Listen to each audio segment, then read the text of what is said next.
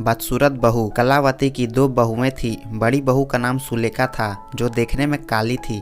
वह उसके बड़े बेटे सोहन की बीवी थी। उन दोनों की लव मैरिज थी। कलावती अपनी बड़ी बहू को उसके रंग के कारण बिल्कुल भी पसंद नहीं करती थी। उसकी छोटी बहू का नाम कोमल था, जो कि उसके छोटे बेटे करण की बीवी थी। कलावती छोटी बहू कोमल को बहुत पसंद करती थी, क्योंकि वह देखने में सुंदर थी और उसको करण के लिए उसने पसंद किया था। सुलेखा कुछ दिनों के लिए अपने मायके गई हुई थी। कलावती अपने पति से सुलेखा की चुगली करती है कि अगर सोहन ने मेरी बात मानी होती तो उसकी भी कोमल जैसी सुंदर बहू लेकर आती। कलावती का पति भी अपनी पत्नी को समझाता था कि रंग रूप से कुछ नहीं होता, व्यक्ति के गुण मायने रखते हैं, लेकिन कलावती को कोई फर्क नहीं पड़ता था।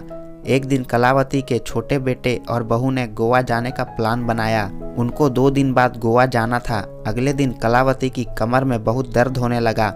उसको डॉक्टर के पास जाना था, तो उसने अपने छोटे बेटे करण को कहा, तो करण ने बोला कि आज हमें शॉपिंग के लिए मार्केट जाना है, आप बड़े भाई के साथ चले जाइए। शाम को जब वह घर लौटे तो कलावती की तबीयत ज़्यादा खराब थी और घर पर डॉक्टर आए हुए थे। डॉक्टर ने कलावती को 1 हफ्ते बेड रेस्ट की सलाह दी।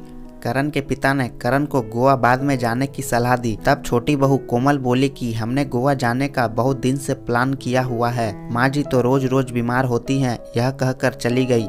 सोहन बोला, पिताजी कोई बात नहीं, मैं सुलेखा को कल सुबह ही बुला लूंगा। अगले दिन करण और उसकी बीवी गोवा चले गए।